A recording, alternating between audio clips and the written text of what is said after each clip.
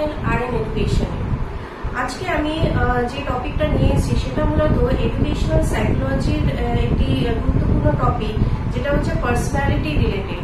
আশা করি তোমরা পার্সোনালিটি সম্পর্কে অল্প কিছু হলেও তোমাদের ধারণা রয়েছে। ব্যক্তিসত্তা বা ব্যক্তিত্ব বা পার্সোনালিটি, এই বিষয়টা সম্পর্কে আমরা অল্প কিছু হলেও আমাদের মধ্যে একটা ধারণা আছে যে ব্যক্তিসত্তা কি বা ব্যক্তিত্ব কি বা পার্সোনালিটি কি। আজকে আমরা যে টপিকটা দেখবো সেটা মূলত তোমরা যারা পিজিতে আছো, অর্থাৎ পোস্ট গ্রাজুয়েশনে আছো, তোমাদের সেমিস্টার যে সেমিস্টারগুলো চলছে, তাছাড়া যারা ইউজিসি নেক্সট সেটে আছো, তাদের যে সিলেবাস আছে সেই সিলেবাসে পার্সোনালিটি যে টপিকটা রয়েছে, পার্সোনালিটি টপিকের মধ্যে আরেকটা সাব টপিক আছে যেটা কিনা বিভিন্ন মনোবিজ্ঞানের উপরে যে থিওরিগুলো আছে সেই থিওরির মধ্যে কিন্তু একটা অন্যতম টপিক। আজকে আমরা যে টপিকটা আলোচনা করবো সেটি হচ্ছে ক্যাটেলস পার্সোনালিটি বা ক্যাটেলস থিওরি অফ পার্সোনালিটি। আসলে আমরা আজকে দেখে নিই যে তোমাদের ক্যাটেলস থিওরি অফ পার্সোনালিটিকে আমরা একটু ছোট্ট করে একটা জিস্ট করে দেখি, বা এটা একটা সামারাইজ করে আমি চেষ্টা করবো তোমাদের সামনে তুলে ধরার, যাতে কিনা তোমাদের বিষয়টা সম্পর্কে একটা স্পষ্ট ধারণা তৈরি হয়। এবং ইলাবোরেশন যখন তোমরা করতে চাও, অনেক সময় দেখা যায় যে তোমরা প্রপার ইলাবোরেট করতে পারো না। তার জন্য আমি চাইছি, বা আমি নেক্সট যে ভিডিওতে আমি দেখাবো তোমাদের যে মেইন বিষয়গুলো কি কি, অর্থাৎ ক্যাটেলস পার্সোনালিটি থিওরি কোন মূল বিষয়ের উপরে দাঁড়িয়ে আছে, বা তিনি তার যে থিওরিগুলো দেখিয়েছেন, তিনি তার যে তত্ত্বগুলো তৈরি করে দিয়েছেন, তার মধ্যে মূল বিষয়গুলো কোন বিষয়ের উপরে জোর দেওয়া আছে, বা কোন মূল বিষয়গুলোর উপরে তিনি জোর দিয়েছেন। অর্থাৎ ক্যাটেলসের বিভিন্ন যে ট্রেডস গুলো আছে সেই সম্পর্কে আমরা আজকে আলোচনা করব। আসো চলো তাহলে শুরু করি ক্যাটেলস থিওরি অফ পার্সোনালিটির মূল বিষয়গুলো কি কি। চলো আমরা শুরু করি। ব্যক্তিত্ব বলতে আমরা কি বুঝি না, আমরা যদি এক কথায় বলি যে ব্যক্তিত্ব হচ্ছে একটি মানুষের বা একজন ব্যক্তির সামগ্রিক ব্যক্তিগত বা ব্যক্তিসত্তার সামগ্রিক প্রকৃতি, অর্থাৎ তার আচরণের প্রকৃতি, অর্থাৎ সামগ্রিক তার আচরণের প্রকৃতি। একটি মানুষকে আমরা যখন দেখছি বা একজন ব্যক্তিকে একজন পার্সন হিসেবে দেখছি, একজন ব্যক্তি হিসেবে দেখছি, তার মধ্যে থেকে কি কি ইন্টারনাল এবং এক্সটার্নাল যে আচরণগুলো তার মধ্যে বেরিয়ে আসছে, অর্থাৎ তার বিহেভিয়ারাল ফ্যাক্টরগুলো তার মধ্যে কি কি রয়েছে, তার ইন্টারনাল ফ্যাক্টর কি কি রয়েছে, তার এক্সটার্নাল বিহেভিয়ারাল ফ্যাক্টর কি কি রয়েছে, সেই বিষয়গুলো আমরা জানছি। অর্থাৎ একজন মানুষের আচরণের সামগ্রিক এবং সাংগঠনিক প্রকৃতি কি, সেটাই আমাদের ব্যক্তিত্বকে বোঝাচ্ছে, বা তার পার্সোনালিটি কি সেই সম্পর্কে আমরা জানতে পারছি। ক্যাটেলস মূলত এখানে কি বলছেন যে ব্যক্তিত্ব বা ব্যক্তিসত্তা হচ্ছে একটি সাংগঠনিক প্রকৃতি বা সাংগঠনিক আচরণের প্রকৃতি। তাহলে সেখানে মূল বিষয় যেটা আসে, নাম্বার 1, রিঅ্যাকশন টেন্ডেন্সি।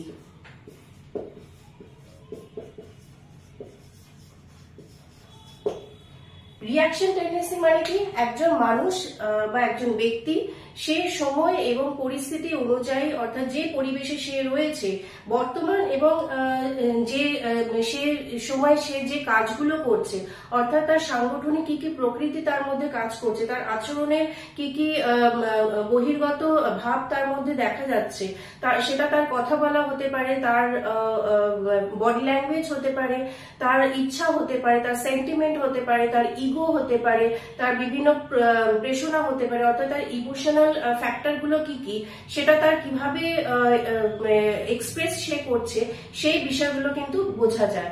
অর্থাৎ রিঅ্যাকশন টেন্ডেন্সি মানে কি, আমরা কোনো বিষয়ের প্রতি যখন আমরা সেই স্টিমুলাসটা আমাদের মধ্যে আসছে, তার এগেনস্টে আমরা কি রিঅ্যাক্ট করছি। রিঅ্যাক্ট এখানে বিভিন্ন ভাবে হতে পারে, রাগ, দুঃখ, ভয়, এর মধ্যে দিয়ে রিঅ্যাকশন হতে পারে। এছাড়া সেন্টিমেন্ট হতে পারে, কোনো বিষয়ের প্রতি ইচ্ছে হতে পারে, কোনো বিষয়ের প্রতি আমরা অতিরিক্ত আবেগ প্রবণ হয়ে পড়ি, সেই বিষয়গুলো হতে পারে। অর্থাৎ একটি মানুষের সাংগঠনিক আচরণগত প্রকৃতি হচ্ছে রিঅ্যাকশন টেন্ডেন্সি। ক্যাটেলস মূলত পার্সোনালিটি বা ব্যক্তিসত্তার প্রথম যে বিষয়টার উপরে জোর দিয়েছেন সেটা হচ্ছে রিঅ্যাকশন টেন্ডেন্সি। নাম্বার 2, আচ্ছা, রিঅ্যাকশন টেন্ডেন্সিকে এখানে দুটো ভাগে তিনি ভাগ করেছেন। কি কি, এই বিষয়টা কিন্তু খুব ইম্পর্টেন্ট, কারণ এইটার উপরেই কিন্তু ক্যাটেলস পার্সোনালিটি থিওরিটা কিন্তু দাঁড়িয়ে আছে। ফার্স্টে যেটা দেখা যাচ্ছে, তিনি দিয়েছেন সোর্স ট্রেট। আর একটা হচ্ছে সারফেস ট্রেট।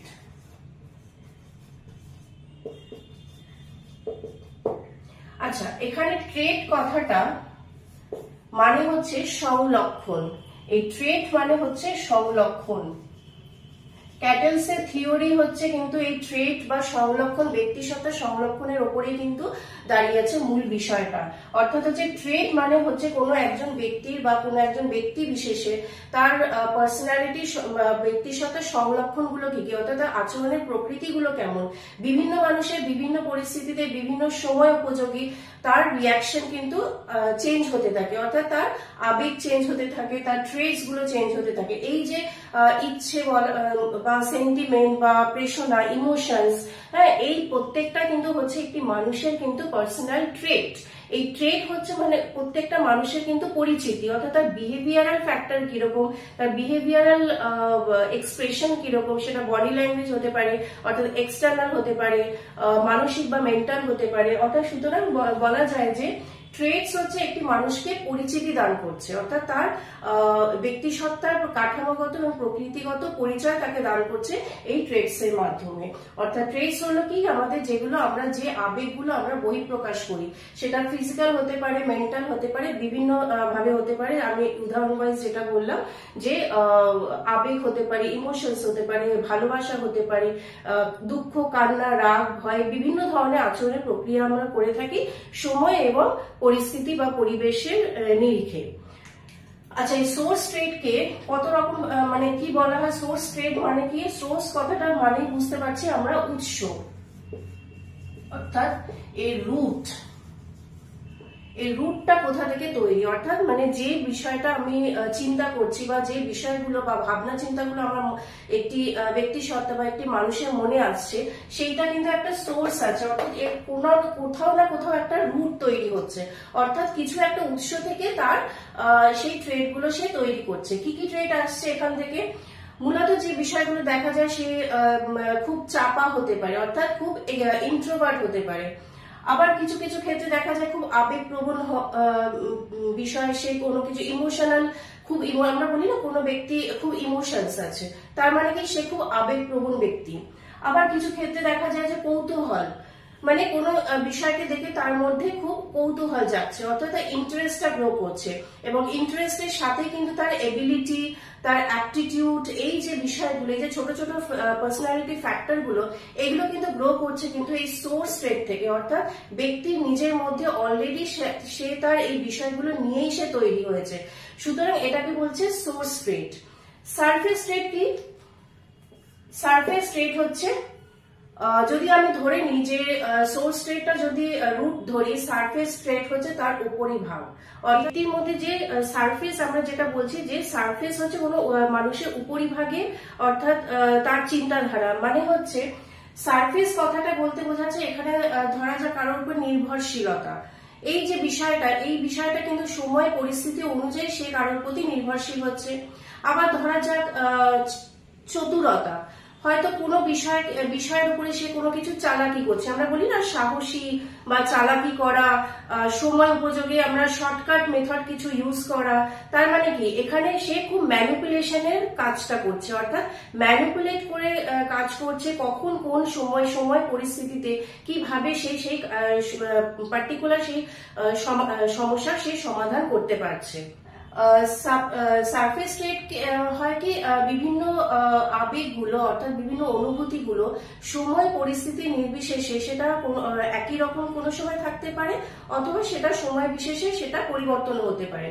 কিন্তু সোর্স ট্রেটের ক্ষেত্রে কি হয় কি, বিশেষ বিশেষ সময়ের ক্ষেত্রে যখন যে অনুভূতিগুলো তৈরি হচ্ছে বা যে ব্যক্তিসত্তার ট্রেটস গুলো তৈরি হচ্ছে, সেটি বিভিন্ন ক্ষেত্রে বিভিন্ন ভাবে তৈরি হওয়ার পরে সেটা একসাথে একটি স্বাধীন সত্তা তৈরি করছে। অর্থাৎ সে যদি মানে আবেগপ্রবণ হয়, সেটা কিন্তু তার একটা রুট, অর্থাৎ তার ব্যক্তিগত তার সংলক্ষণ তার মধ্যে অলরেডি রয়েছে, যার বহিঃপ্রকাশ কিন্তু সে তার আবেগ দিয়ে বোঝাচ্ছে। সুতরাং আমরা এই দুটো তাহলে বুঝতে পারলাম যে সোর্স ট্রেট অ্যান্ড সারফেস ট্রেট। আচ্ছা, এই সোর্স ট্রেট এর পরবর্তী ক্ষেত্রে যেটা যে মানে এটা যদি আমি 2 নম্বর ধরি, থার্ড তিনি যে বিষয়টার উপরে জোর দিয়েছেন সেটি হচ্ছে ডাইনামিক ট্রেট।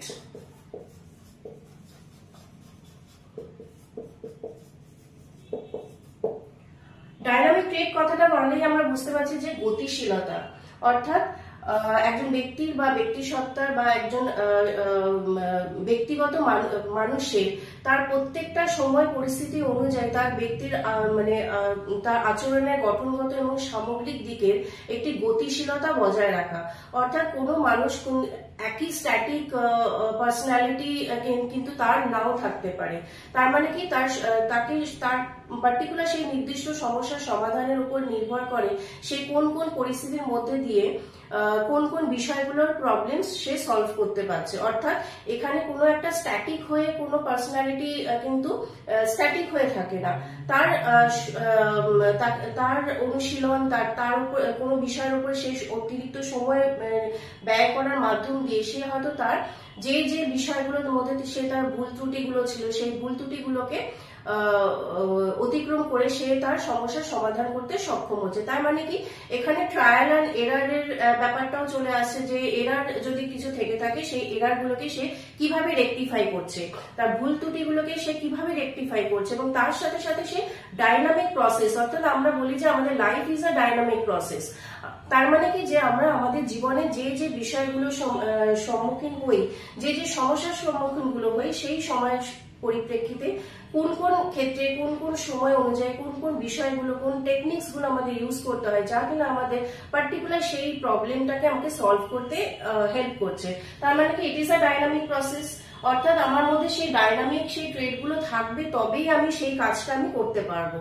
সুতরাং আমাকে দেখতে হবে যে আমি কোন কাজের জন্য রাইট চয়েস আমার কি হবে, বা রাইট অ্যাক্টিভিটি বা সেই আমার যে চয়েসটা আমি করব সেই চয়েসটা আমার ঠিক কিনা। হ্যাঁ, হতেও পারে সেটা ভুলও হতে পারে, কিন্তু আমাকে সেই জায়গাটা আমাকে তৈরি করতে হবে, সেটা আমাকে নিজেকেই করতে হবে। দ্যাট মিনস এই ট্রেড গুলো কিন্তু আমাদের পার্সোনালিটিকে একটা স্ট্রাকচারাইজ পার্সোনালিটি তৈরি করতে কিন্তু আমাদের হেল্প করছে এই ট্রেড গুলো। ফোর্থ ট্রেডকে কিন্তু তিনি আবার 3টে ভাগে ভাগ করেছেন, সেটা হচ্ছে জ্ঞানমূলক অর্থাৎ হচ্ছে কগনিটিভ, অনুভূতিমূলক এবং হচ্ছে প্রেষণা অর্থাৎ হচ্ছে ইমোশনের মাধ্যমে। তার মানে কি জ্ঞানমূলক হচ্ছে কগনিটিভ এবং অনুভূতিমূলক হচ্ছে যেটা আমরা যে ফিলটা করছি বা যে পার্টিকুলার বিষয়ের প্রতি আমাদের একটা এবিলিটি আছে সেই বিষয়গুলো, এবং হচ্ছে প্রেষণা। এই 3টে বিষয়ের মধ্যে উনি কিন্তু জোর দিয়েছেন যে সোর্স স্টেটটা কিভাবে কাজ করছে এই ফ্যাক্টর গুলোর উপরে বেস করে। নেক্সট হচ্ছে যেটা আমি বললাম ডাইনামিক ফ্যাক্টর, তারপরে যেটা আসছে ওভার্ট বিহেভিয়ার।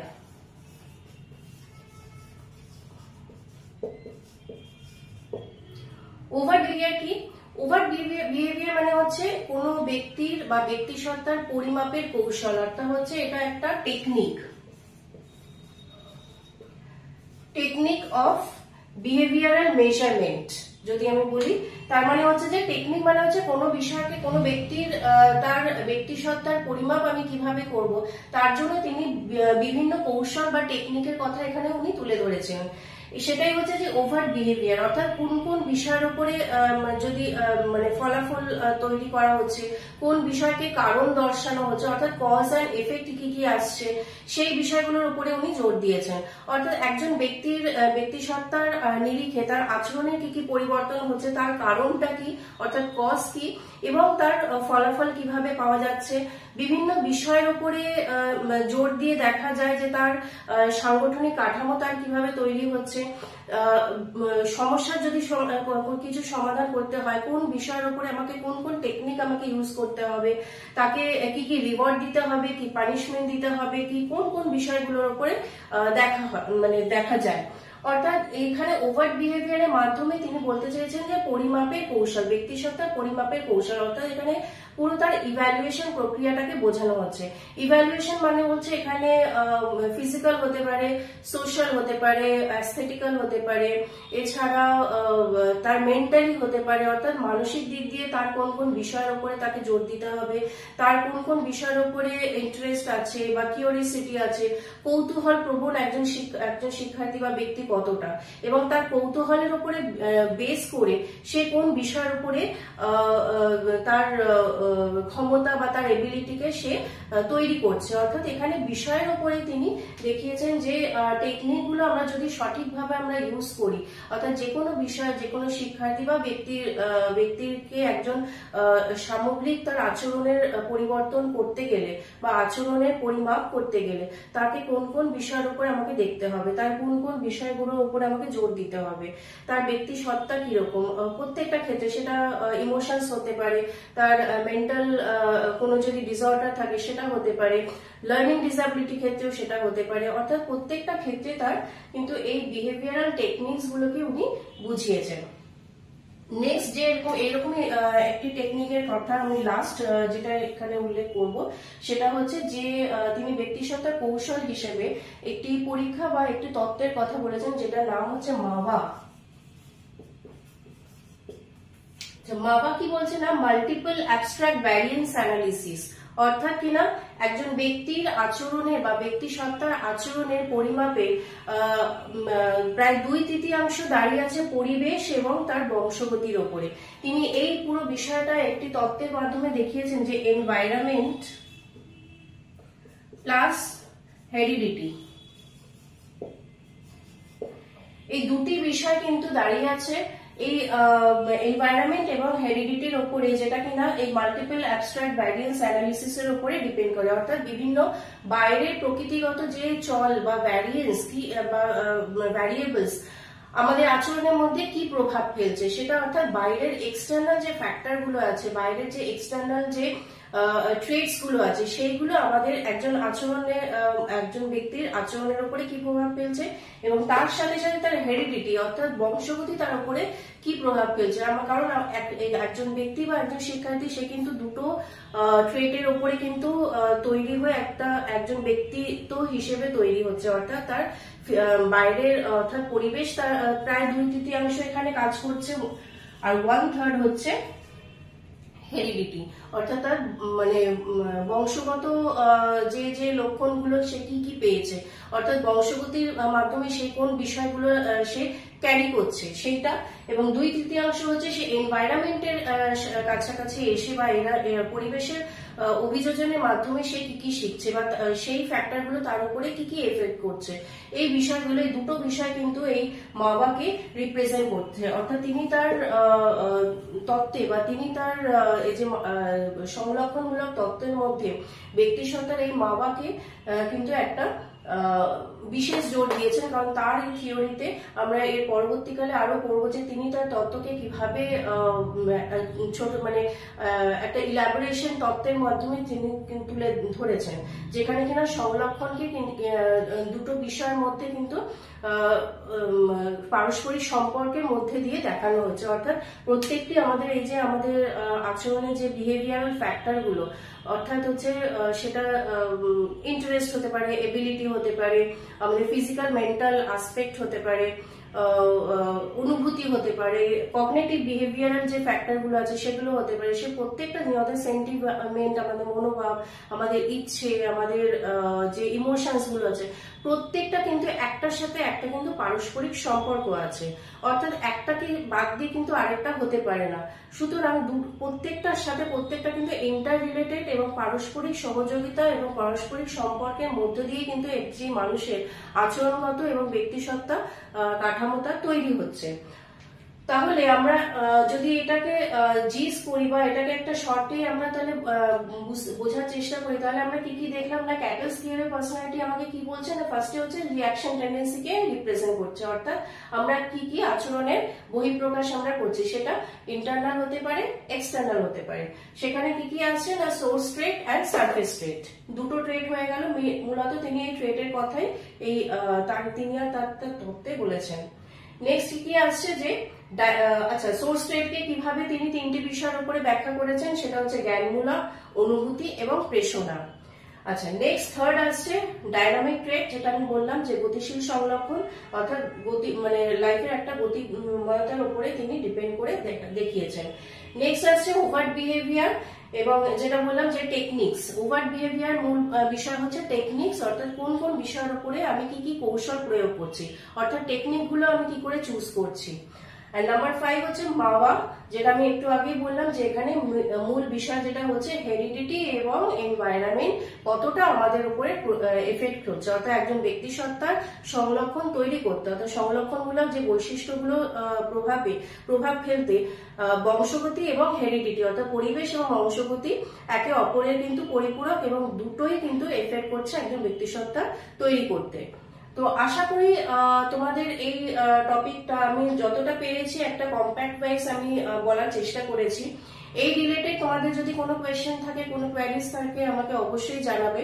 আর আমি পরবর্তীকালে এর আরেকটা অংশ আছে, আরেকটা পার্ট আছে যে তিনি কিভাবে তার ট্রেডস গুলোকে আমি জাস্ট একটু শর্টেও যদি আমি পারি, আমি পরে ভিডিওতে আমি তোমাকে দিয়ে দেবো তোমাদেরকে, যে তিনি সেখানে দেখিয়েছেন কিভাবে ট্রেডস আমাদের তৈরি হয়, অর্থাৎ ট্রেডস গুলোকে তিনি কিভাবে তার তত্ত্বের পরীক্ষার মাধ্যমে ভাগ করেছেন, যেটা কিনা 1946 এর পরে তিনি যে তার তত্ত্বগুলো দেখিয়েছেন সেখানে 17,000-এর উপরে তার ট্রেডস ছিল এবং সেটাকে আস্তে আস্তে তিনি প্রায় 171টাতে এনেছেন। তার পরবর্তীকালে আরো সেটা দেখা গেছে যে বিভিন্ন পরীক্ষার মাধ্যমে, বিভিন্ন রিসার্চের মাধ্যমে, গবেষণার মাধ্যমে সেই ট্রেডগুলো কিন্তু আরো কমে একটা মানে আমাদের কাছে একটা বলা যায় যে আমরা রিলেট করতে পারি যে কোন কোন বিষয়গুলোর উপরে আচরণের প্রভাবটা আমাদের দাঁড়িয়ে আছে। সুতরাং আশা করি তোমাদের এই টপিকটা বুঝতে অসুবিধা হবে না। আর যদি কোনো রকম কোনো কোয়ারিজ থাকে অবশ্যই আমাকে কমেন্ট বক্সে জানাবে। আমি আশা করব যে আমি খুব তাড়াতাড়ি তোমাদের এই টপিকটা বুঝতে সুবিধা হবে। এবং যদি ভিডিও ভালো লেগে থাকে বা তোমাদের মানে টপিকটা যদি তোমাদের ভালো লেগে থাকে অবশ্যই আমাকে কমেন্ট বক্সে জানাবে। আর এই সংক্রান্ত আমি রিলেটেড আরো কিছু ভিডিওস আমি খুব তাড়াতাড়ি নিয়ে আসবো। ভিডিও যদি ভালো লেগে থাকে ভিডিওকে অবশ্যই লাইক, শেয়ার এন্ড সাবস্ক্রাইব করে দিও। আর আমি নেক্সট এর রিলেটেড আমি আরো কিছু টপিকস নিয়ে আসবো যা কিনা তোমাদের সাইকোলজি পেপারগুলোকে আরো তৈরি করতে, সহজে তৈরি করতে সুবিধা হবে তোমাদের নেক্সট যে আপকামিং যে এক্সামস গুলো আছে তার উপরে। কারণ এরপরে তোমাদের সেমিস্টারের পরীক্ষাগুলো শুরু হবে আর এরপরে তো নেক্সট সেটের পরীক্ষা তো চলছে। সুতরাং সেটা তোমরা আমি দেখে নেবো যে তোমাদের সিলেবাসের উপরে ডিপেন্ড করে যে যে টপিকগুলো বেশি ইম্পর্টেন্ট বা কোন কোন টপিকগুলো আরো একটু বলার আছে সেটা আমি যতটা পারবো শর্টে আমি তোমাদেরকে বলার একটা কম্প্যাক্ট ওয়াইজ আমি তোমাদের এই ভিডিওর মাধ্যমে আমি দিতে থাকবো। সো আশা করি ভিডিওটা তোমাদের ভালো লেগেছে। আর ভিডিও যদি ভালো লেগে থাকে অবশ্যই ভিডিওকে লাইক, শেয়ার এন্ড সাবস্ক্রাইব করে দিও। So thank you, thanks for watching.